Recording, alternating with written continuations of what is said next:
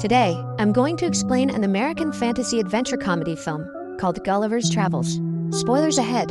Watch out and take care. A middle-aged man named Lemuel Gulliver wakes up in his messy New York apartment and goes on with his morning routine. He talks to his superhero toys on a shelf and dances in the shower, showing us his goofy side.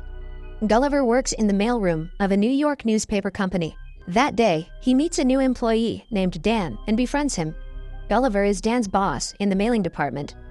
As the two deliver their mail for the day, they come across Gulliver's longtime crush and a journalist named Darcy Silverman.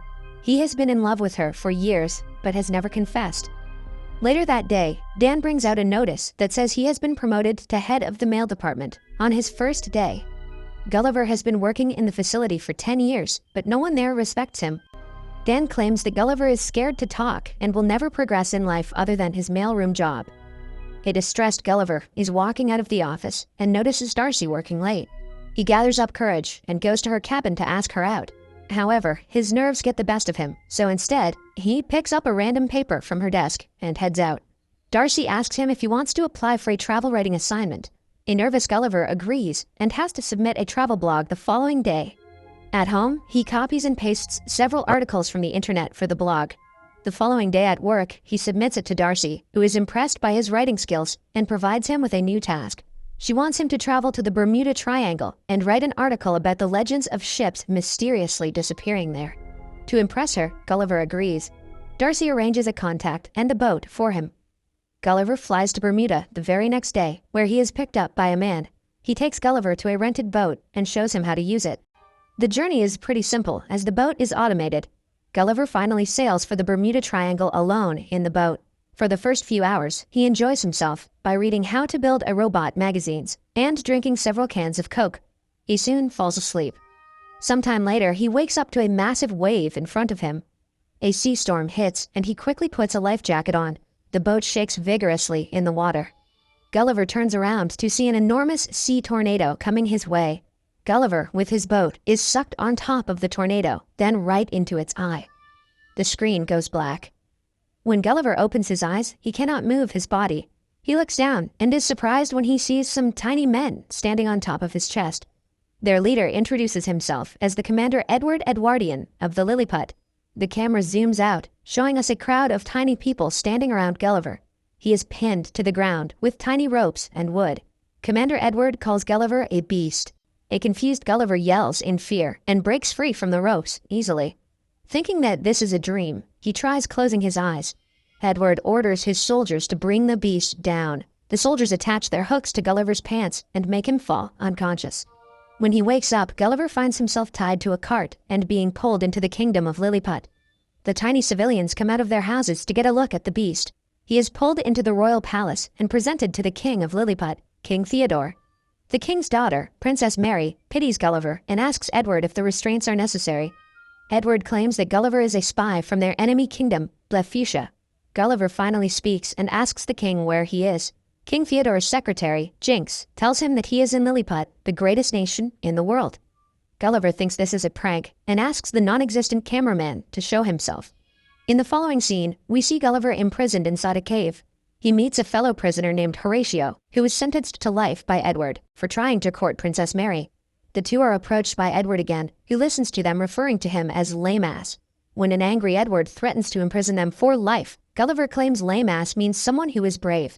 Happy with the answer, Edward takes both the prisoners to a field to plow it with the help of Gulliver's strength. He restrains Gulliver with a machine.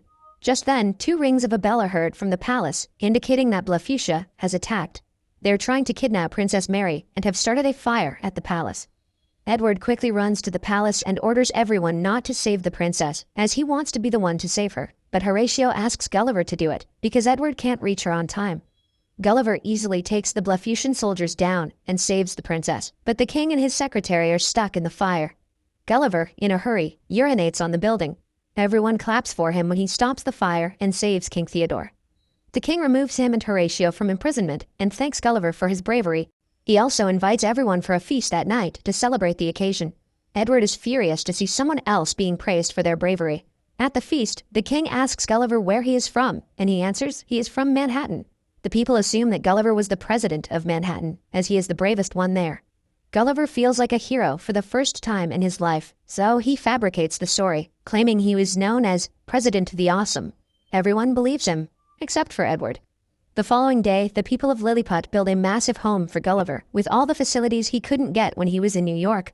Gulliver also makes them build a theater to fit everyone in the kingdom. Then, he shows them a drama of the sinking Titanic, claiming it to be the story of his life. Everyone is amazed by the tragic life that he has had. Edward inquires how he was saved after drowning, and Gulliver claims that he was resuscitated. Later, Horatio asks Gulliver to help him impress Princess Mary, and Gulliver agrees. The two go to the palace, and Horatio approaches the princess. A hidden Gulliver recites the lyrics of the song Kiss, making Horatio repeat it. By the end of it, the princess starts to fall for Horatio, but she is called by Edward, who has come to court her. The two have been destined to get married, as Edward is the bravest of the kingdom. Princess Mary isn't fond of Edward, but she cannot seem to get rid of him. Somewhere else, the search party finds the washed-up boat with cans of Coke. Gulliver comes to the scene and finds his phone is still working. He has 12 voice messages from Darcy. Turns out she is furious to have found out about Gulliver's plagiarized article. She has to now sail on the same trail Gulliver came through to do the Bermuda Triangle research herself. Gulliver now doesn't want to go back to New York and face her, so he decides to stay in Lilliput permanently. Edward is not happy about the decision and tells the king he is suspicious of Gulliver. The king dismisses him, claiming that he trusts Gulliver. Because of his stay, the king gives Gulliver the title of the new general and demotes Edward to vice-general. A jealous Edward turns Lilliput's defense system off, making it easier for their enemies Blefuscia to attack. Blefuscian soldiers and their king see this and plan to attack Lilliput immediately. They approach the kingdom through waters and launch cannonballs towards Lilliput. Being the general, now it is Gulliver's responsibility to stop them. He nervously steps into the water and starts to splash it around. The cannonballs do not work on Gulliver, who is massive compared to them. Eventually, he defeats the Blefuscians and becomes the savior of Lilliput. The people from Lilliput fulfill all of Gulliver's wishes. They even build a model of Times Square so he would feel at home. They change their clothing to match that of Gulliver's. Soldiers are appointed to cut his hair and give him massages. One night, Edward barges into the princess's chamber.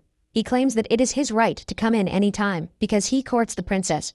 The princess finally reveals that she doesn't love him and doesn't want him to court her anymore. An angered Edward leaves for Blefuscia to ask for help from their king.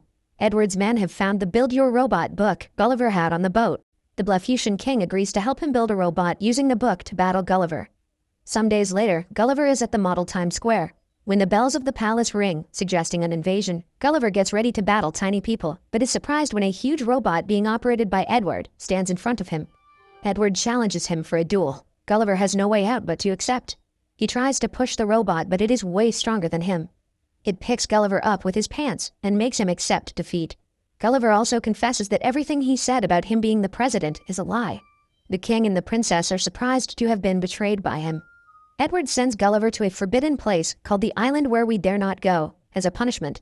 When Gulliver is left there, he is picked up by a giant little girl.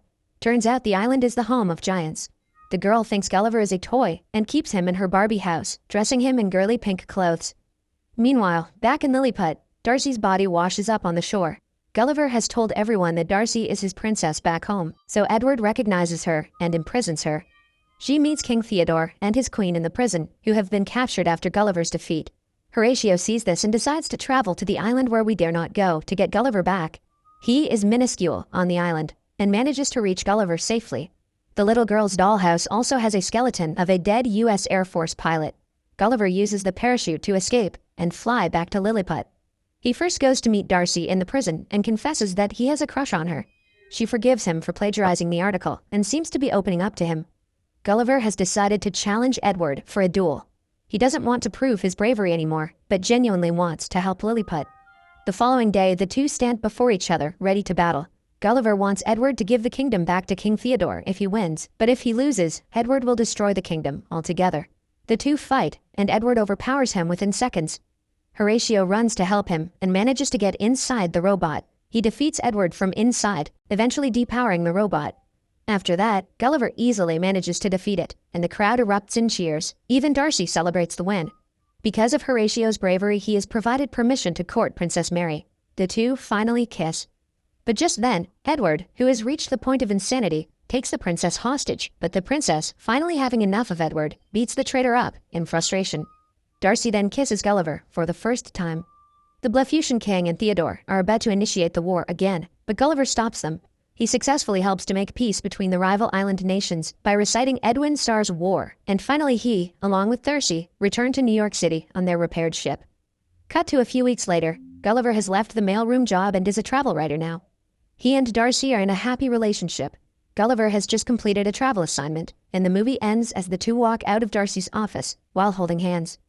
Subscribe for more videos like this, turn on notifications, and leave a like to help the channel out. Thank you for watching.